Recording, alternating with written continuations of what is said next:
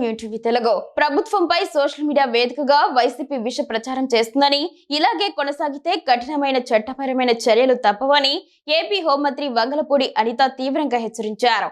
YCP నేతలు చేస్తున్న ఆరోపణలకు ఏవైనా ఆధారాలు ఉంటే వాటిని బయట పెట్టాలని ఆమె సవాల్ విసిరారు. అలా ఆధారాలు చూపించలేని పక్షంలో సివిల్ క్రిమినల్ చర్యలు ఎదుర్కోవడానికి సిద్ధంగా ఉండాలని స్పష్టం చేశారు. ఈ మేరకు ఆమె ఎక్స్ ఖాతాలో ఓ పోస్టు పెట్టారు.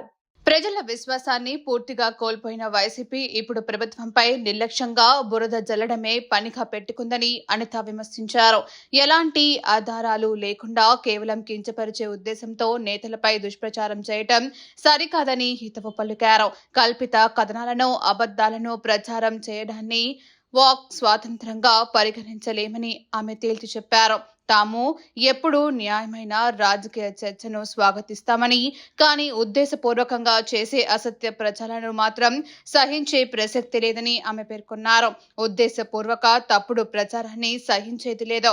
న్యాయమైన రాజకీయ చర్చకు మేం స్వాగతిస్తాం, కానీ ఉద్దేశపూర్వక అబద్దాలపై చట్టం పూర్తి స్థాయిలో కఠినంగా వ్యవహరిస్తుంది అని మంత్రి అనిత తన పోస్టులో స్పష్టం చేశారు.